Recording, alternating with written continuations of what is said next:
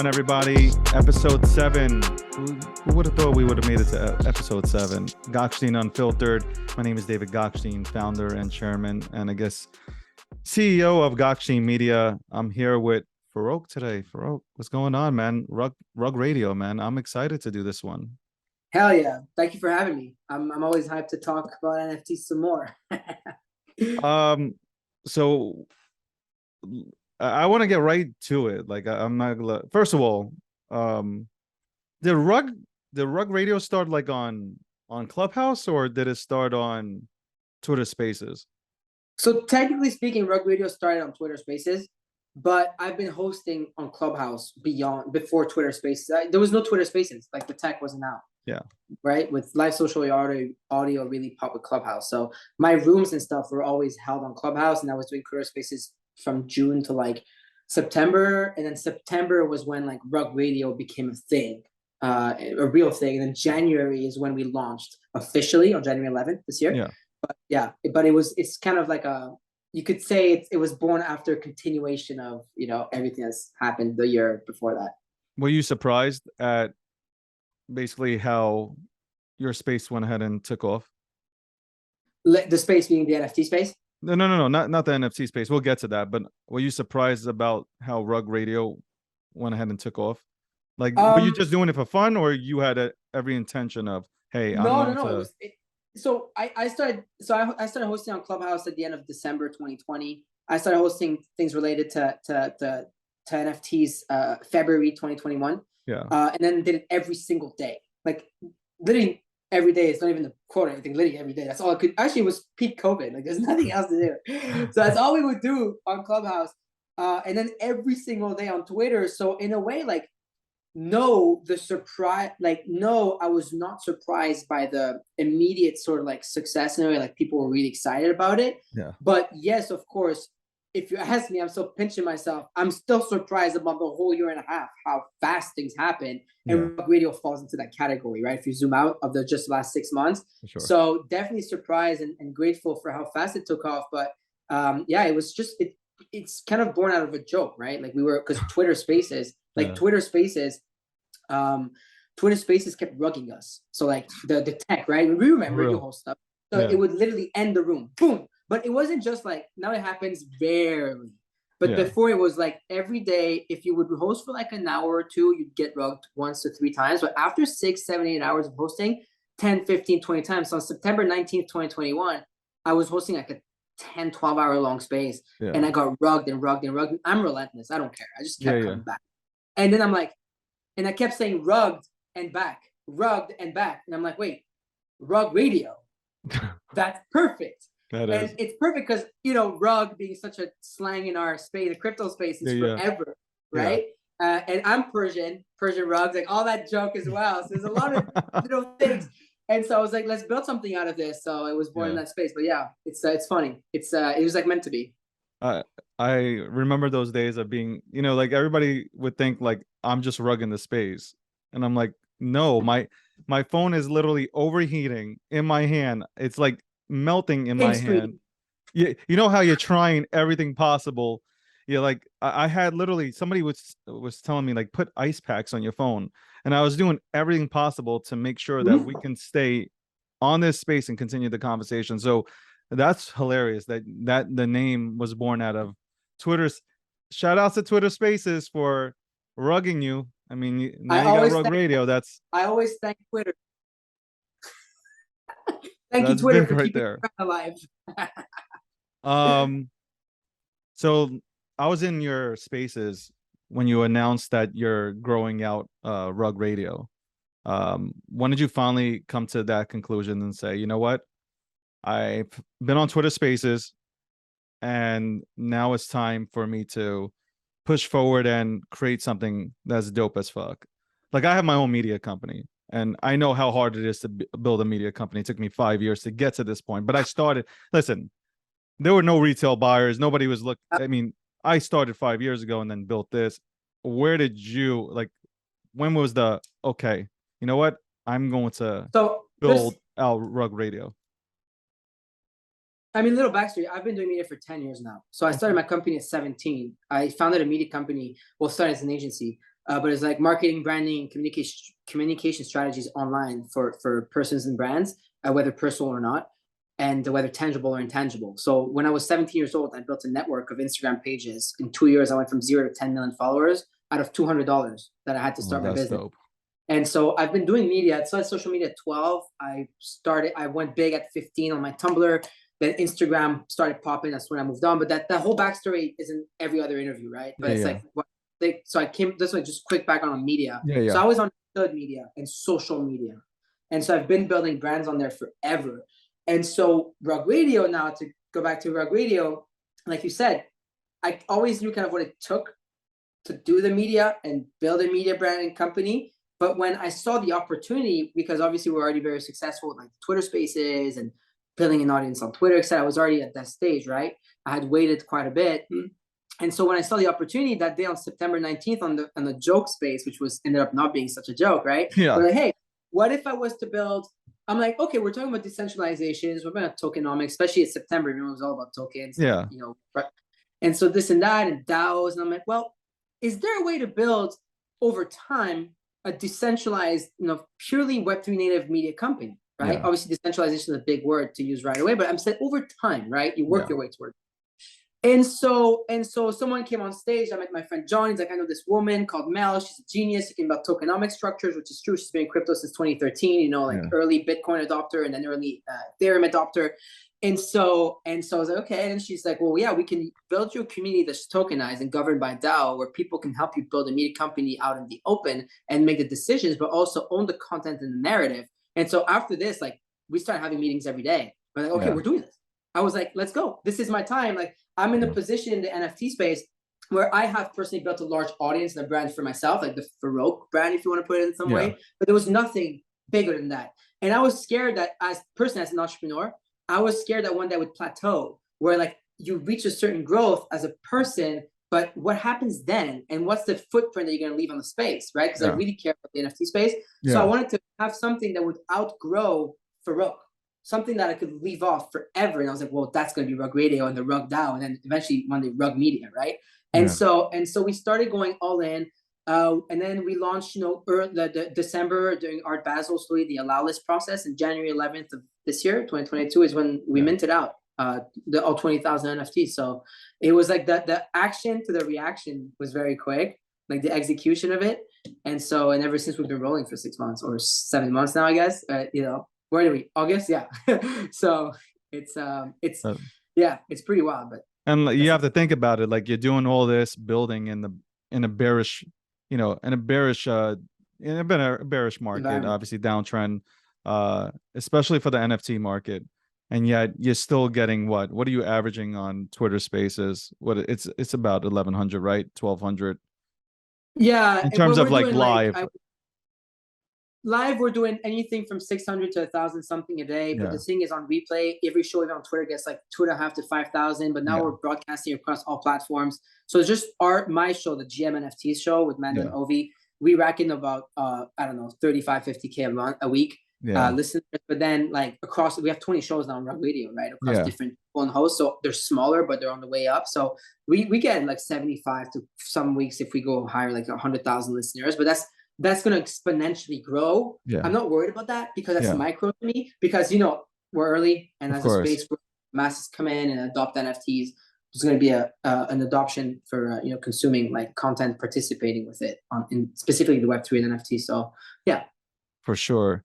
So the latest on you, don't worry. Like I feel you, because I don't know if I guess we're niche famous. Is that what you would call us? Like we're known in our space, I guess. So like I get where the next question is going here, which is, so you went ahead and decided to sell NFTs. Oh my God. By the way, guys, oh my God, I'm selling NFTs.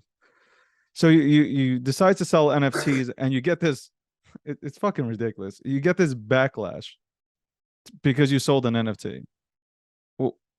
What is wrong with our space?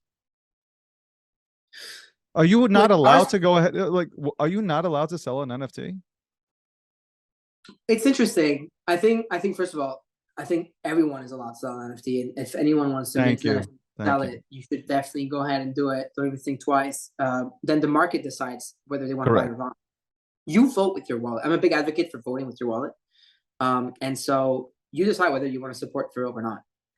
You decide whether you want to support David or not. You support whether you want to support an artist or not, or a project or a company that's being built on Web3. And so, you know, it's like, but what's great, honestly, we got so much. I mean, look, we minted out like 19,000 because 1,000 NFTs went to the DAO. Yeah. We minted out 19,000 NFTs like this. No, not that. It was the cool. I'm not even talking about that. The cool cat crap that one happened. Like I was reading. Oh, you mean selling an NFT? Yeah. So like I saw that whole thing. I'm sitting back and I'm watching, and I'm like, are you guys really shaming somebody for selling an NFT? Like, are you really? So when I decide to sell my Bored Ape or Mutant Ape, are you guys gonna shame me for selling it? I mean, like, what if I'm done with it? I'm done with it. Like, if I feel like there's an opportunity for me to, I guess, get out, I don't need it no more. I don't like it no more. That's on me. Like, like, you didn't pay for it. Who are you to shame me on it? So like, I mean, I saw, you know, the little trolls come out of, you know, out of their basement. You know, they were done eating their chunky soup, you know, that grandma made for them, and they went and started, you know, throwing shots at you. I mean, how do you take that? But that's normal.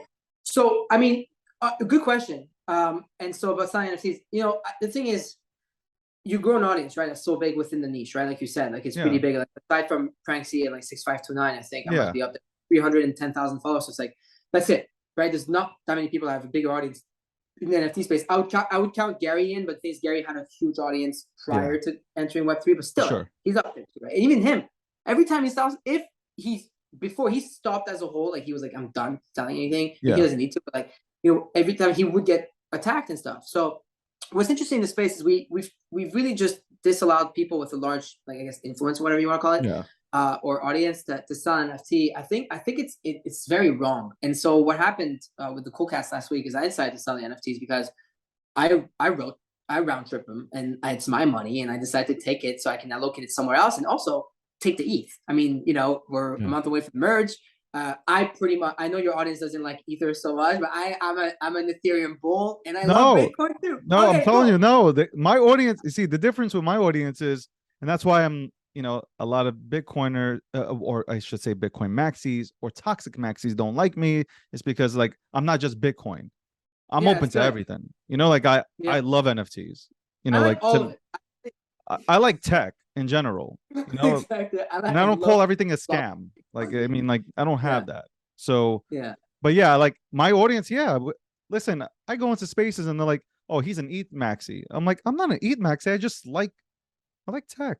I don't know. Like, so go ahead. I didn't mean to interrupt, but like, you wanted to get ETH out of your NFTs. I get it.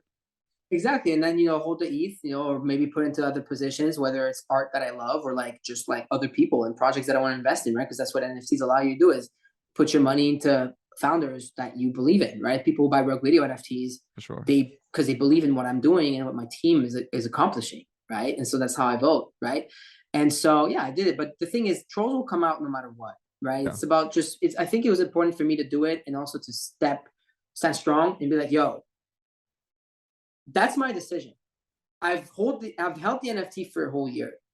I've seen it go to $15,000, $40,000 floor, and I've seen it now back down to $5,000.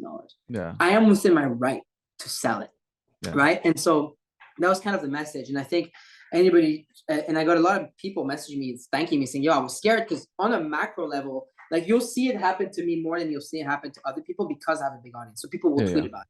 But what about the kid who's trying to sell his NFT and gets shamed for it in private, in DMs? Like, a lot of people get attacked on Discord. A lot of people get bullied on DMs. A lot of people get attacked on Twitter that don't have my audience and maybe don't have my thick skin. Like, I'm used to it. They can come at me all day long now. And even though it really sucks and it can be demoralizing at times, I know it's always going to happen because there's bots tracking my wallet. And I'm not going to, and a lot of people will tell me, well, why don't you trade on an anonymous wallet? Because I don't want to.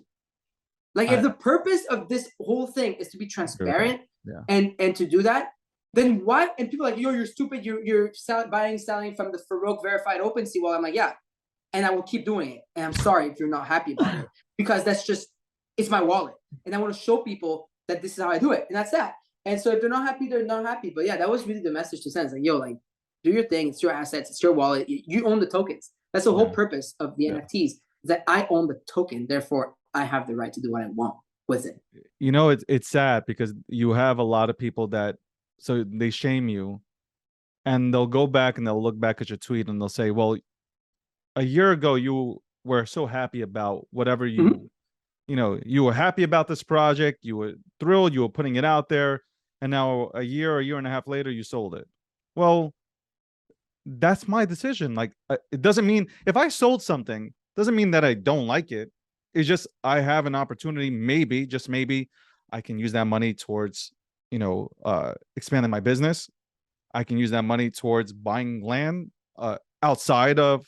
I'm not talking about virtual land. I'm talking about real, touch the green type of land. I could do whatever I want with it. You can't go ahead and shame me for it. You can't kick me out of the Discord because I chose to go ahead and sell. It doesn't mean that I'm not a member of, of that project anymore. Yeah. I feel like if I've connected with you because I sold doesn't mean that we shouldn't be friends anymore. I think people get too carried away. I think people Well, need to go ahead especially and in the bear focus on market. themselves and not others and what they go ahead and do and count their checks. Yeah, especially in the bear market. Like in the real life, like I'm not one to go and tell someone how to spend their money. And I've always hated people who do so, who wallet pocket watch, like before Web3. I'm talking before NFT. I was into NFTs. Like I've never been a fan of that. And so I don't think just because a blockchain is transparent, it doesn't mean it's right. It's like a right thing to do in Yeah. the space. I don't care if someone buys or sells. Like I have people, members of ours, people have to sell our NFTs for money. The bear market. I had a member today DM me saying, "Yo, I have to sell some of our assets because I'm hurting." And I said, you're allowed to do so. Like, we'll see. We'll see when you're back, and you will be back. It's okay. Exactly. So you never know what someone's running through. You never know people's losses. You don't know what happened, maybe last minute health change. So I think it's important to talk about. I'm happy you asked because like, it's just like, it's important to normalize that as well. That's good because like and I like that you're transparent. I leave my stuff out there and it is what it is. I'm not trying to go, around and about and make my life difficult. Here it is. You see what I sell and it is what it is. Listen, I hold my biggest assets are, in the NFT space are the Bored Apes that I have and the Mutant Apes and the other side, Meta. Yeah. And to me that to each his own, but I'm holding that. I just remember being a part and when I first jumped in, I went into an NFT project. I won't say what it is because I don't feel like dealing with the entire tribe, but I went ahead and got shamed because I no longer felt like I was a part of that. And I didn't I just felt like selling. I mean, to And me that's it was fine. an opportunity. And I felt like I wanted to get something else that was out there that I felt attached to, but I got shamed for it. Like, yo, like I can sell. It's okay. But that's good that you speak out about it because there are people that are out there that are scared to sell based on being shamed, and that sucks. That really sucks. And be, there's really good things in the NFT community. I think the NFT community is strong, and it's Oh a yeah. really dope ass community. But that one thing about selling really, Yeah. really fucks it up. We're gonna Uh, fix it. It'll fix itself over time. Solana or Ethereum. Speaking of Ethereum, and you saying you wanted to get obviously before the merge happens, you wanted to have Ethereum and whatnot. Um, what do you think about the two? And do you think that Solana might have a chance to overtake Ethereum's position in the NFT game? So I'm pretty much, so we were talking about maxis, so I'm also not a maxi by Yeah, all means. I hold all of them. I've been buying Solana NFTs. I've bought a bunch of Solana NFTs in December last year. That was before I think it became a whole trend also on Twitter yeah, to just go there. What's great about Solana, and I've been saying this in my morning show as well, is they have NFT adoption, which a lot of chains are lacking. Tezos is another good example of NFT adoption, in my opinion, for art. And it's not going to go anywhere. So that's like one of their strongest point is that they've really fully adopted NFTs, and the Solana devs like are helping that a lot. Like they're building yeah, around that ecosystem, which is a big positive. Whether someone likes Solana or not, like I'm not don't get into the whole like technical aspect of that. yeah, That's fine, but like they still have that adoption, yeah. and you can, and they have their maxis too, and they're not going to change that either. And you're seeing a lot of more cross minting happening now, right? To bridge the two of them, and even the platforms that are playing on both sides now. I wouldn't be able to tell you, but I mean, I don't think Solana. I personally don't think Solana overtakes Ethereum in terms of like the chain for NFTs, but that's my personal opinion. I think Ethereum also, given the historical value, historical significance, like, we were just talking about Bitcoin NFTs privately, the rare peppers and stuff, we're never going to forget that. So even if like ETH becomes the chain, the blockchain for NFTs, and then punks, and you have a lot of the historical stuff, and a lot of now the Bored Ape Yacht Club one day is going to go in the story about, utility NFTs, is that it's always going to be on ETH, autoglyphs. But that doesn't mean they can't exist on other chains, right? Like rare pepes are going to be relevant forever. As long as I like that you brought that up. Right, like rare pepes are going to be. I'm a big collector. I have like 67 of them, but like they're going to be forever in the history of it, right? Like before they were on Namecoin or whatever. That's why they minted the first NFT in 2014. If you go as far as that, but I think Ethereum is always going to be the chain, but there's going to be Solana NFTs that are going to be just as big. Like there's the Solana NFT right now, I think DGOTS is like a 70th floor. That means it's just I just heard about it. Like literally, right? I just heard about DGOTS. It just overtook Azuki, right? So that's crazy. So there's going to be those projects. But I do think, I'm bullish personally. Obviously, this is not financial advice by all means. So I'm bullish on the Solana ecosystem because I see it. I see the community. I'm on Twitter every day. They're there, right? They're slowly winning me over.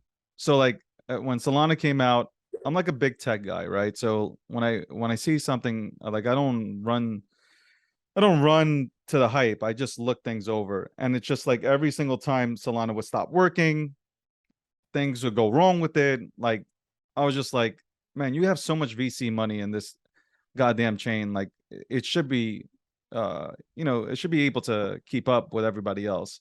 But it's still young and stuff. And then you see the community, and the community, at first, every single channel that I went into, like literally, like everybody's getting high, and they're talking about, strawberry sundaes. And I'm like, I'm trying to get information. And meanwhile, the entire community, guys, listen, I told you, like, if you're going to talk anything else but Solana, and it was originally a Solana room, and then you start talking about smoking weed and like strawberry sundaes and feet, then you might as well change the title. But I go into the rooms, and you're just like, I'm trying to learn it. But then I get the gauge of the community, and the community is just like, it reminds me of a younger ETH. The younger That's what it was. But they're like, it's just the Gen Z kind of vibe, I guess, that you get from it. And people are just like really chill, and they really like to shit post. And like, to me, like I start laughing when they start shit posting. Yeah, it's fun. I think it's all part. I mean, for a long time you referred to Solana as a Solana casino, and I think it's still one of the biggest problems there. But that doesn't mean it wasn't the issue here as well on ETH. And like, a lot of scam projects. When the fees were very high. When the bullish Solana case was when the ETH fees were extreme. Remember the gas price $200 int.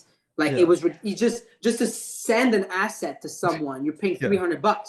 But now the ETH prices are like, it's cost me 50 cents, So it's like, it's back to the gas price is no longer correct. Almost a problem. It's no longer in the conversation.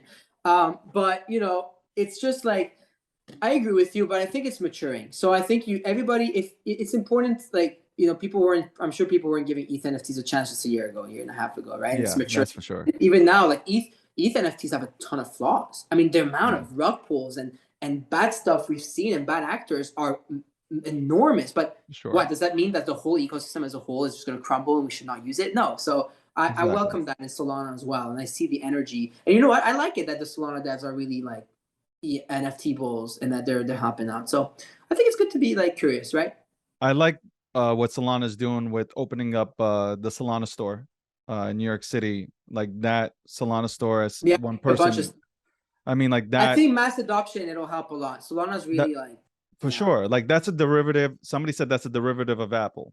And I was like, yeah, it's true. It does look like an Apple store. And now imagine you walk into a Solana store. You're definitely walking out of there. Either you're a Solana maxi or you're just a Solana. You're definitely jumping into Solana. And I think Magic Eden has done a great job on their side of building a platform. Yeah. I mean, that, could it potentially go ahead and overtake OpenSea? We'll see. For now, the numbers are really far off. Like OpenSea, what's crazy about OpenSea is like because I look at the market every morning, and I look at how much volume OpenSea made, and LooksRare, X2Y2, now Magic Eden. Yeah. Like the numbers of OpenSea is always like way bigger, For sure. right? I wonder what it's gonna take for the OpenSea killer, especially because they own Gem now as well. Yeah. I'm curious to see. I personally talk about that a lot, but I'm curious to see what Uniswap is gonna do. Now they've Gotcha. acquired Genie, Yeah. right? Obviously, we've seen SudoSwap make quite a move in the space recently and stuff. So we'll see. I don't know if Magic Eden is the one to take over OpenSea though. They've It's got the still money. they've got the funding. They just raised a whole lot of money. I'm not saying they won't. I'm just saying like like to me, the reason why I care don't as much. listen. I don't want OpenSea to die. Like that's not what I'm advocating for because like they're first to market. People use it. God bless. But if there's one player out there, who is it? Is it Magic Eden or is it somebody else that I might not even know of? Right now, Like if for there was sure, going to be one person, who would you say it would be? for sure, right now, there's like Magic Eden and Looks Rare that are really trying to give OpenSea a run for their money. But the thing is, at the end of the day, I think, and I've said that before, I think, first of all, for the consumer, for us, for me, for you, the best thing possible is that other platforms come in and start competing. It's For sure. amazing. For Because at the sure. end, it's a race to getting the best, who makes the participant happier and the most money. All right. Yeah. At the end, I want everyone to be richer. But I think what's interesting too is I don't really care at the end because though I go on OpenSea to look at NFTs quick, I go on aggregators to buy them. So for me, it doesn't matter because I'll use aggregators at the end of the day, no matter what. Most people don't know that. Like I go to gem.xyz and I'll sweep a floor and I'll make sure the NFTs are not marked as like flagged on OpenSea, whatever, and I'll buy them. Like I don't really like care as much, but obviously like I'm on OpenSea every day. For now, that's the one I picked to view my NFTs and stuff because it's the easiest and the best in my opinion.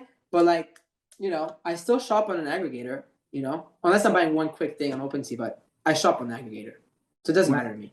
When people say that the NFT industry is just vaporware, you don't own anything, it's trash, it's never gonna work out. What do you say to these fucking people?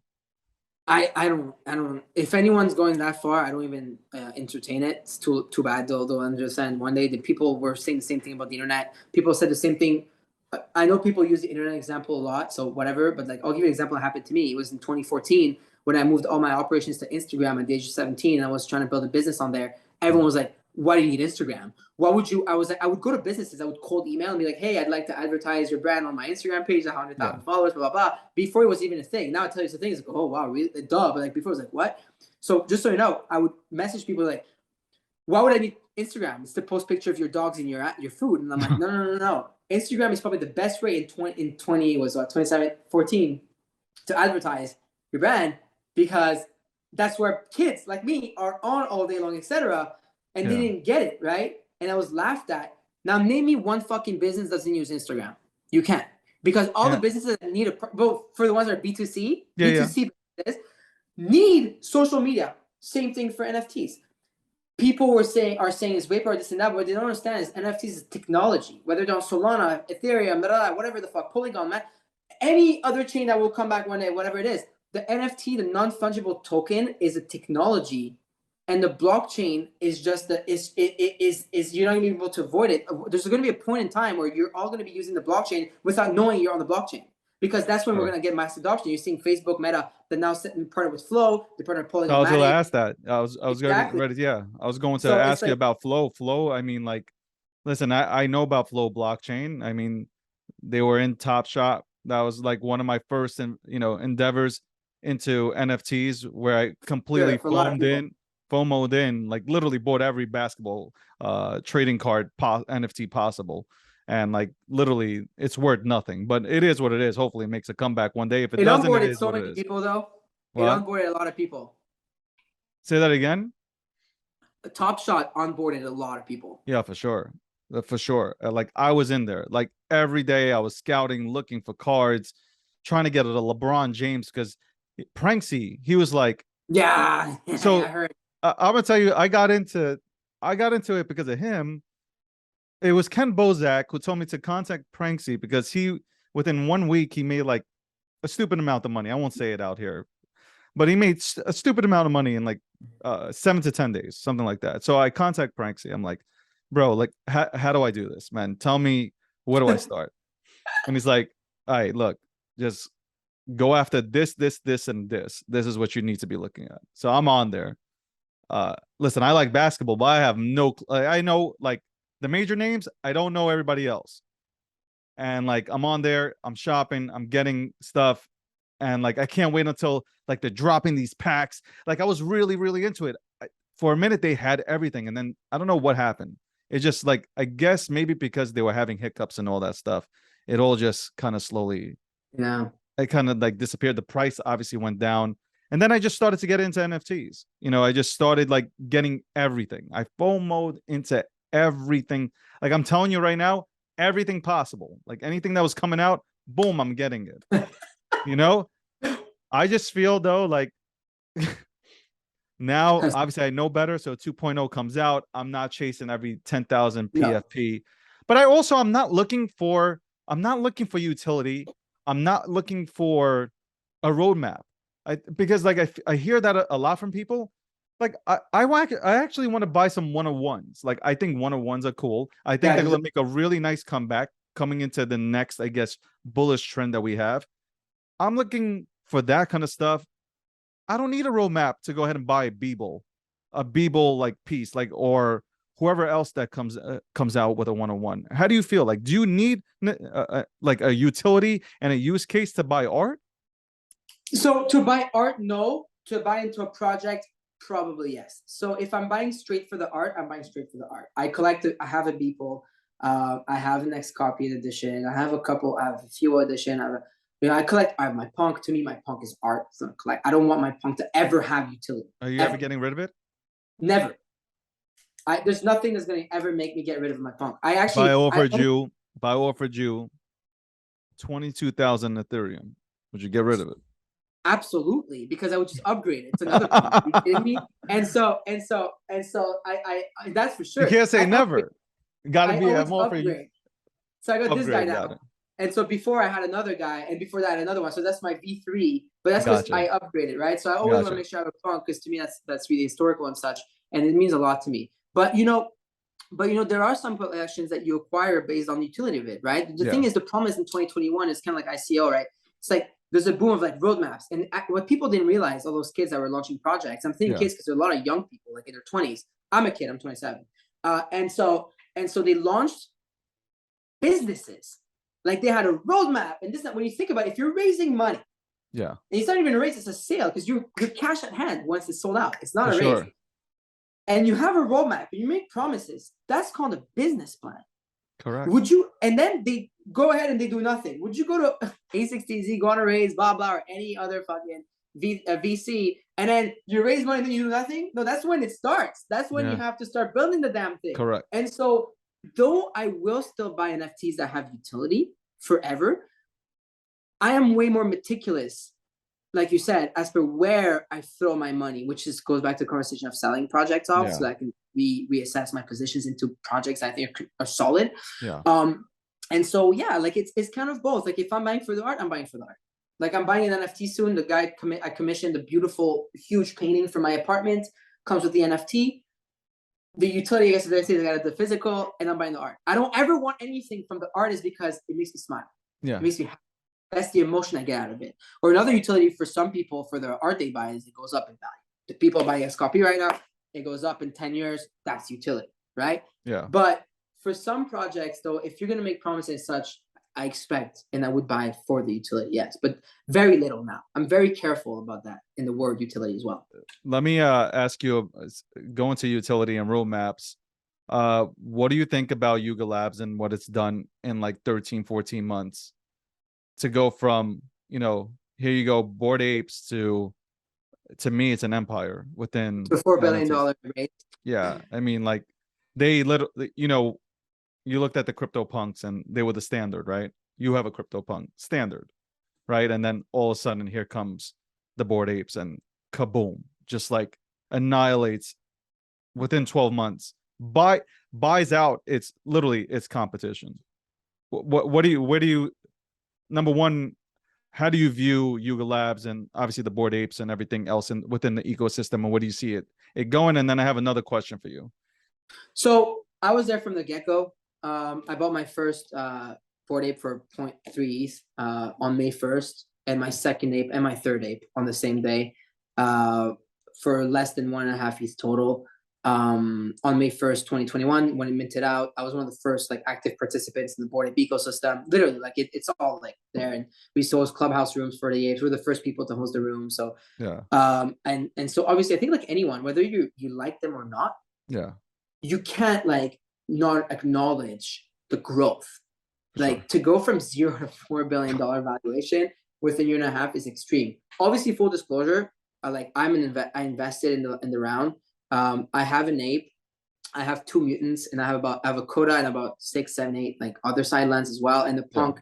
So I have my biggest exposure, like yourself, is to the Yuga Lab brand. When you think about it in terms of my NFT portfolio, and it's all public, it's out there. So I'm obviously really like extremely impressed by I'm an entrepreneur. I'm trying to build a business. Like, For sure.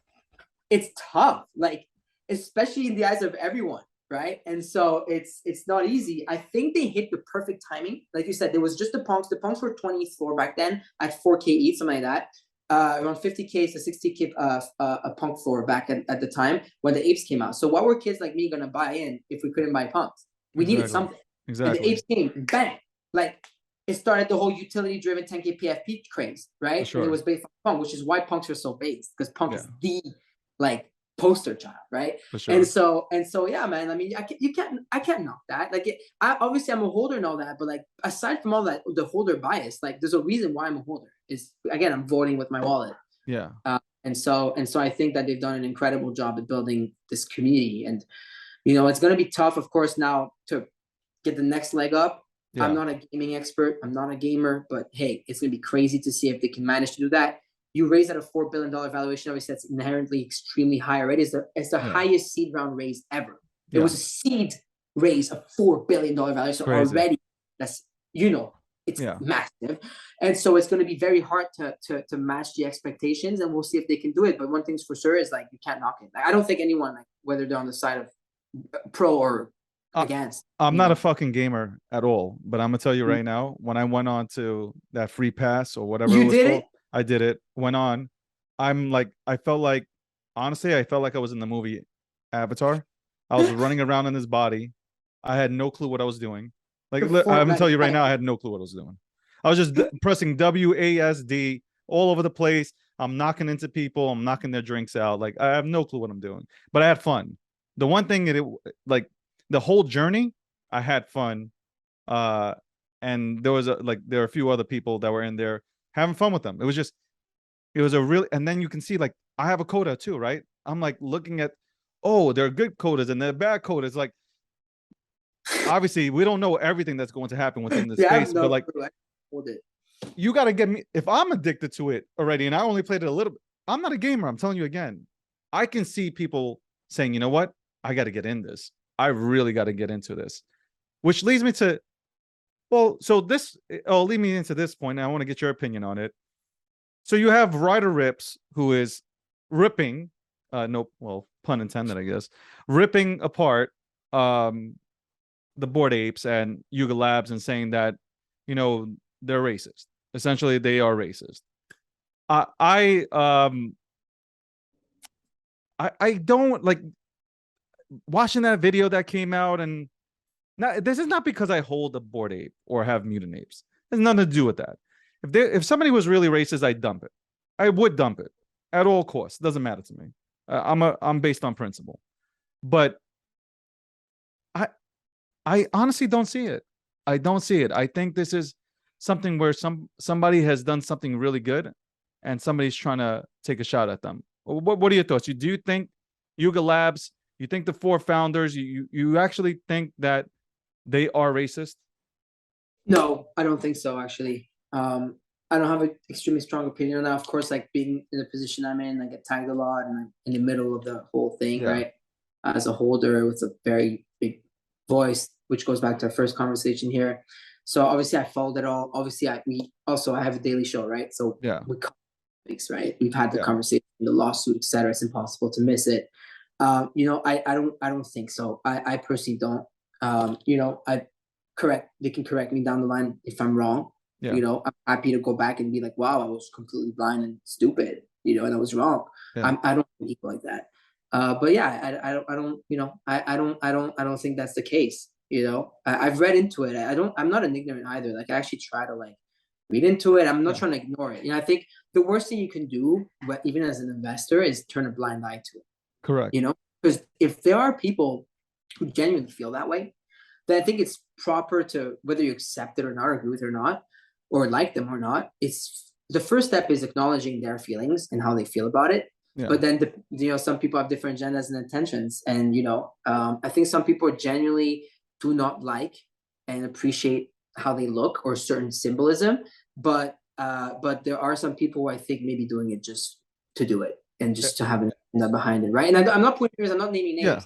But like, it's important to stay critical at all times. And I think everybody can make their own decisions. For now, my vote is there. And if one day my vote is not there anymore, I will get rid of all my assets. Yeah. But I don't think so. I've personally interacted. So before they doxed themselves, all 4 founders, they did an interview with me, which was one of the first interviews before they were doxed. So they doxed themselves to me. Yeah. It was like, and then it's funny, like 2 weeks later, they got forced doxed by that. Which was bullshit. That was complete bullshit. That was, I hate that. I hate forced doxing, but that happened like 2 weeks after they spoke to me.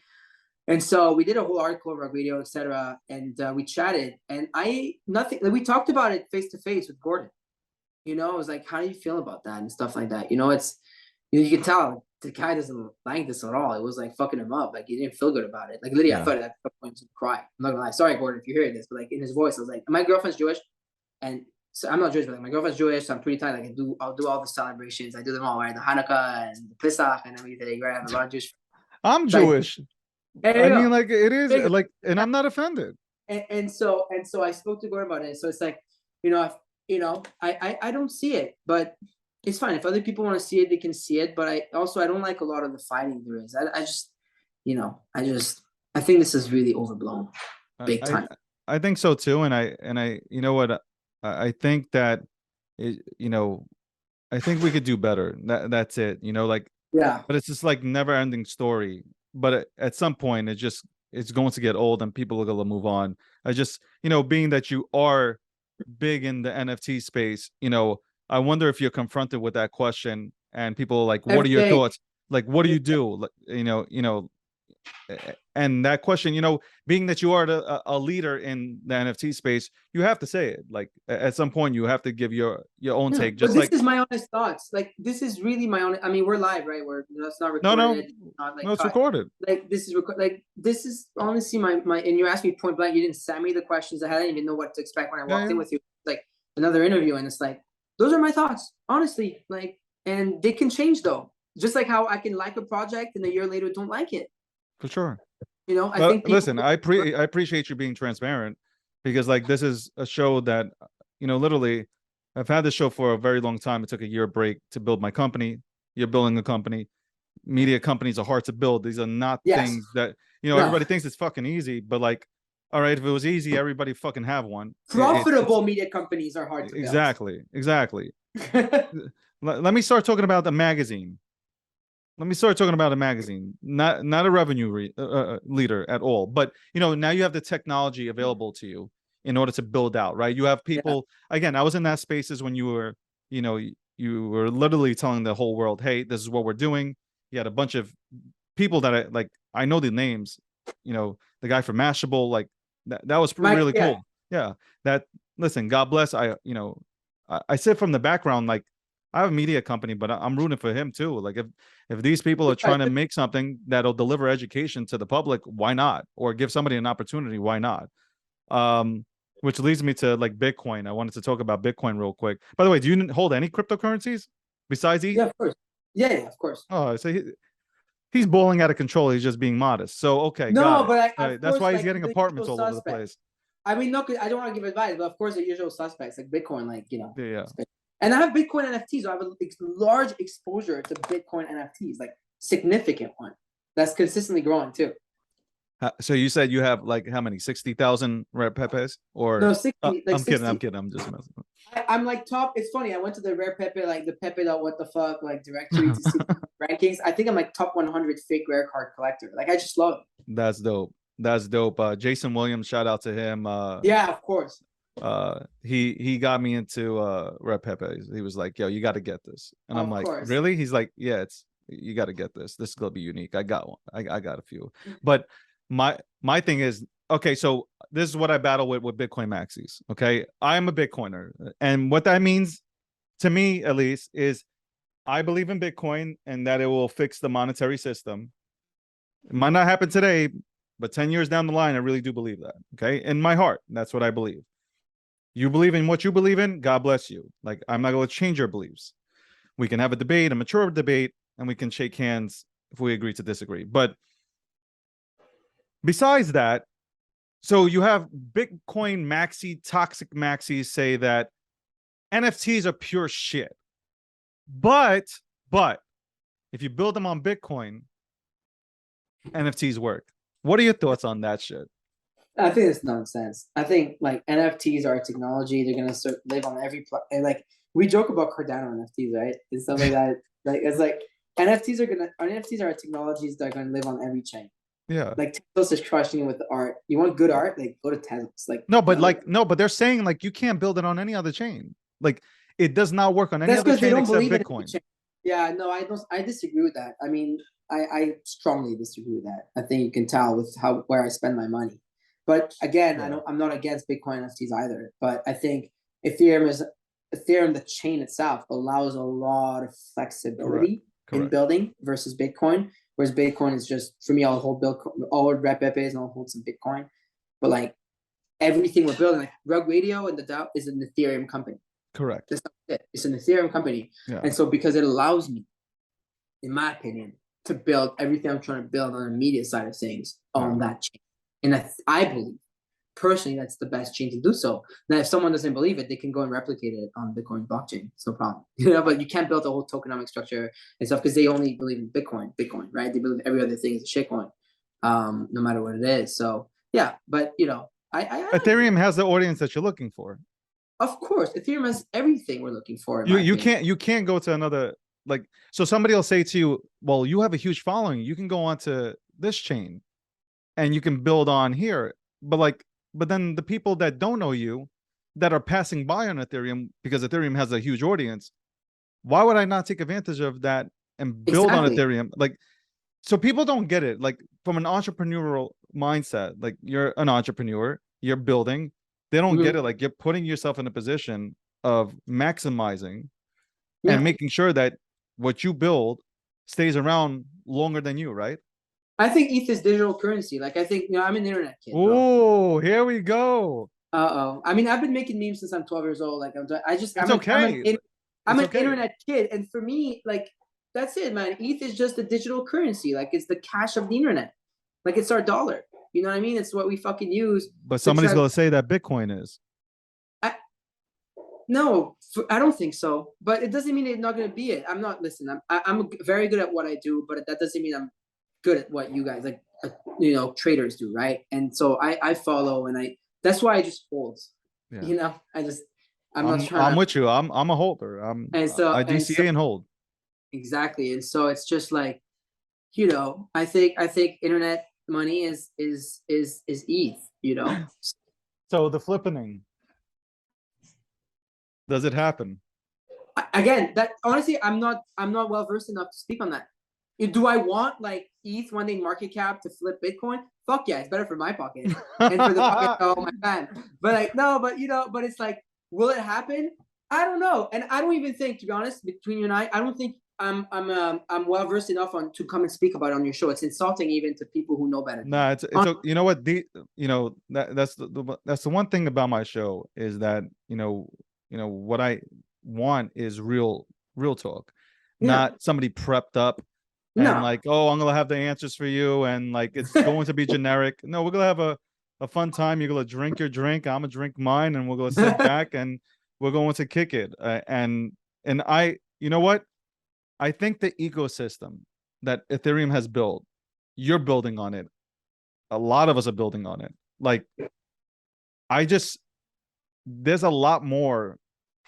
Like, there's people that are just like, I haven't heard the flippening talk like I've heard in the last 3 months. Because of the use cases, right? Correct. Like, it's just like from its lows, and it's like, just so much. I mean, there's so many use cases to Ethereum. Like there's it's like I don't know, like you see it. Like I don't know. Correct. The It's people an listen to entire it. ecosystem. It's taught people how to say, I'm not paying $1.3 million. This is when I knew that the NFT space was blowing up. When I said to somebody, why are you buying you bought a crypto punk for $2.4 million? They're like, no, I bought it for 650 Ethereum. I'm like, no, you bought it for 2.4. No, I bought it for 6. I was like, oh my God, this is beautiful. Like Hey, one ETH the is one language ETH. is changing. Yeah. I see that, by the way, I see one ETH as one ETH. Like I try in a bear, I'll try to accumulate ETH, not US dollars. You know what I mean? Like, because for the future, right? But it's like, this is how it is. Like I see it as ETH too. You know, I paid, my punk that I bought, I upgraded my punk, 2 weeks ago? It was like 170 grand, but it was like 125 ETH. I see it, I see it as 120. Like right now, if I were to sell it, Yeah. I would get less ETH, but more US dollars. Correct. Because US is almost double for sure. The USD price. But to me, is an ETH loss. Yeah, that's true. So that's what I don't want. However, if I can book $1 loss and an ETH gain, give it to me. You know? That's cool that you were like still out there buying stuff in a bearish market, which I think we're coming back. Like to me personally, I think that I'm like one of the few that thinks that the market's coming back, especially with BlackRock entering the space and focusing on they hold only what 30 to 40 trillion dollars worth of assets. I mean, like, yeah, that's it. Not that much, right? And you know, we reached 3 trillion without much of the institutional players in. So I think we're going somewhere. All right, cool. You spent some time here with me. I want to ask you one or two more last questions before I let you go, because I know you're a busy man. Look at his thing. Like he's building apartments all over the place. I'm trying to get on his level now. What are your top projects? Give me top 5 projects in the NFT space, and just a small breakdown of why, maybe. So it depends on, I mean, they each have different categories. We talked about punks. Obviously, I'm very bullish punks. I'm always going to be bullish punks forever because they have this historical significance. They're not a project to me, they're just art. So that's important. Obviously, I'm still bullish on Yuga Labs. It seems like they're the only ones in this bear market that all their floors are holding up, though. Yeah, other side Meta is down, and the mutants are way down from their highs in USD. And the apes are still holding up in the 80 region ETH right now as we're talking. So it's still $150,000 floor. So obviously the Yuga assets you have to be bullish on. I don't have one, but I'm very bullish on nouns. That's a community that I am looking forward to entering. But you know, it's the price of a punk. So it's I'm very bullish on their treasury and what they can do. And so I'm really, really bullish on that. Other from that, I'm obviously extremely bullish on what we're doing because, you know, I know we're building a rug video. Like, honestly, it's a different use case of NFTs, right? It's like we're building a media company on top of the blockchain using NFTs. So I think it's intriguing, or else I wouldn't be doing it. What else? I mean, let's see my wallet. I mean, there's a lot. What do you see yourself in 5 years of Rug Radio? I honestly think we're going to be one of the leading, like, first of all, we're going to stay as one of the leading like media brands in the space because we're building culture. And this is really interesting and really important. It's like a lot of people can build, but very rarely people can be part of culture. And I think that we're in a position that we're building culture. And also I see that we're going to have it hopefully within 5 years, because our goal is to build decentralized ecosystem over 5 years, actually. Yeah. So that's like our thing, like our token stop, like the emission stops on the 5-year mark. So that's where I'm hoping to be in 5 years with it. I'm mostly bullish. What else in the space? All things like, honestly, when it comes to generative art, like there's a lot of the, you know, things like when you look at a squiggle, like I have a Chromie squiggle, that's from art genesis of art blocks. I'm extremely bullish on that. I'm going to be bullish forever on one-of-one art. That doesn't mean it's all going to be valuable, but the certain artists that you see through the bear grinding it out, they're going to be here in 5 years. I'm bullish. I'm always going to be bullish on Artifact Studios. There was the Nike acquisition. Yeah, that's my friends. That's family to me. I mean, I own quite a bit of that, quite a lot of Artifact NFTs. You know, I think they're always going to be around. I'm bullish on people like Ferocious. You know, me too. I will help work on Fuel World. You know, I'm a chief of vibes of Fuel World, but it's just like I love Fuo. I think he's one of the most important artists of a generation. So very excited for whatever he's got coming. So it's really things like that, I think, that I'm vastly, most bullish on. It's like rare Pepes to me, like that's why I bought like 40 cards last month. Like they're always gonna be around. Like the bear or bull. I mean, rare Pepes went through the worst bear market in history of the bear markets, like in 2017, and they're still around. Yeah, and they're around more than ever. So things like that. Like I have a Wear My Vans bowl from Drift. Like Drifter Shoots for me is one of the most incredible artists. So it's like, you see, I'm really naming like some people everybody knows, but those are like where I'm mostly willing to like bet on over time, and then the rest, like, there's going to be smaller projects. I'm always looking for new small projects to like nitpick at here and there. I bought like 8 or 10 NFTs from like Jenkins. I bought 20 Galaverses and stuff like that. So it's like, it's lower market caps and much smaller. I'm obviously very bullish on my co-hosts OSF and Mando, who are building their Degens NFTs with like Rec Guy and the Degens Alpha Pass and all that. Because I know, like, I'm not even betting on their NFTs. I'm looking at my wallet now at the same time I'm talking to you, so I can remember to shout people out. But I'm just like, there's so many, like, I'm just bullish on the people that are right now in this current market, August 15th, Monday, 2022, still here building every day. Yeah. Like, I'm going to put my money where I see people working as hard as I am. Okay. I respect that. I know how hard I'm working. So if another team is working just as hard, I'm like, well, that's probably who I want to bet. Who's the most underrated one-of-one artist out there right now that doesn't get the platform that they deserve? He or she? Wow, one-of-one artist. Give me that one-on-one artist, and give me that 10,000 PFP project. Give me without both of them underrated. One of one, and the other one a 10 PFP. I'll speak to the PFP. That's because I bought 20 for a reason. It's Galverse. It's Emmy and her partner. It's a purely female-led project from Japan. Okay. Like they're doing collaborations out there in Japan to actually build an anime and not just talk about it. That's so freaking cool. But the thing is, they're not talking it; they're actually doing it. So they've met with like the biggest people and like I don't even know the anime space as much, but like, look at their Twitter. They're on TV on the most biggest channels in all of Japan. They're out there. They're actually building some crazy shit, but they're so far ahead. And NFTs right now, the market is so American centered. It's so American centric that we only see America, USA. But as soon as it's gonna go mainstream, you're going to look at what's going around the world and all around. So I'm bullish on that, right? That's why I went and I'm like, I'm buying 20. It was really cheap. It was like, it cost me like 2 ETH to buy 20 NFTs. So I was like, okay, so that's worth it for me. So I put my money into things like that, right? Then in terms of one-of-one artists, like I liked this guy called Gamo. I collected 2 of his one-of-ones last month. Finally, I couldn't get my hands on them last time. I missed out. I just like his art, and he's just always coming through. I'm obviously super bullish on Jake the Degen, but I don't think he's underrated anymore because I already had like a 50th sale, right? He's already big. I really like who was it? Nathan Head. He's like a CryptoPunk like community member that like mints photo NFTs, and I already bought 3 of them of his one-of-ones because I just love him. Like they just bring me so much peace and joy. I like Sean Williams. He's IR sometimes. Just cool artists that I collect from. But the thing is, like, and again, because I'm looking through my wallet, looking at all that. Because do you have a graveyard? Do you have a graveyard in your wallet?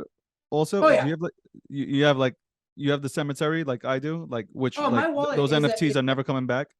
My wallet, my whole, because I need to really move stuff to like a different wallet so like people can look at the art. Yeah. Because I have beautiful art. Yeah. But like it's like stuck in the middle of this graveyard. So like there's 1,200 NFTs right now you can see collected in my wallet if you're going to OpenSea, but like I think 1,000 of them are probably done for. Yeah, I have like some of the worst NFTs on the fucking planet. Like that's what happens when you and with like no fucking purpose, just like diving in. Another 10K project that like lower 1.5 1 ETH range is Chimpers. I have 2 of them. I think they're good people. They're building. I'm really looking at the people, but see, I don't have a lot. It's just like I try to consolidate within specific ones because it's a rough market. But that's happened now, and now you've more so consolidated, correct? It's like now you last stables, and I try to buy coins now just to hold through, whatever's going on now. So I guess the last question before I let this gentleman go here, and I appreciate your time today, by the way, because he drank all his water. Like, so you I know did. that this show went on. Like me, Totally. I'm not sponsored by Poland Spring yet, even though they should sponsor me. But um, and speaking of sponsorships, has Head and Shoulders reached out to you yet or no? They're not good enough for my hair. So what do you use? I've always used this product called Oblifica. It's so funny. It's like Okay. I've used it for like 5 years now. I don't Okay. like there's nothing else I use. No coconut oil? No, No. no coconut We have oil. stuff. Okay. Sea Brock Thornberry. There's a whole thing. I'm pretty big on the whole hair thing. As you can see. I'm growing out my hair. Listen, I had the long hair going. You guys told me to cut it. I'm growing it back out. Do Reasons. it. Reasons. Right there. I'm gonna be Jesus. He'll be Moses. We'll go ahead and appear at NFT NYC 2023, and we'll go ahead and come Let's out do it. there and play our parts. Listen, Farokh, I really do appreciate you coming on to the show. It's been a blast. I appreciate people that come on here and they're just open and say what the fuck they want, and it's not scripted. And yeah, looking forward to seeing what you build out with Rug Radio. Shout outs to Twitter Spaces. Thank you. I'm not the only one that was getting rugged. Obviously, you guys went and allowed this man to name his brand after your rugs, repeated rugs on him while he was probably having deep conversations about NFTs. But I wish you nothing but success. Looking forward to it. Looking forward to you to come back onto the show in the next few months when everything's up and running. Bro, anytime, you can come on to our space as well. I just want to give you a big shout out. Thank you, of course. Like, I always appreciate when someone takes time out of the day to put me on. It means a lot. Just try Am I allowed to come on your show or? Pardon? Am I allowed to come on your show? Of course you're allowed to come on our show. Right, we record every morning. It's live. Mine's live like 5 days a week. So 10:30 to 12 every morning, Monday to Friday. But yeah, you can come anytime. But yeah, super grateful, of course, for my CMO is a big fan. I think I see that's the person who reached out to me. Yeah, Michelle is a huge fan. Michelle, yeah. Michelle is a huge fan. Well, thank you so much, Michelle. I appreciate you. Every listener is so important to us. Like, those are the people who helped to make it happen. So it really means a lot. Thank you so much. I hope you have a great day. And yeah, and this was episode 7. I was informed this is episode 7. It's the relaunch, episode 7 of Gokhshtein Unfiltered with me, David Gokhshtein. Farokh was here today, Rug Radio. And yeah, we'll see you on the flip. All right. Have a good one. Peace.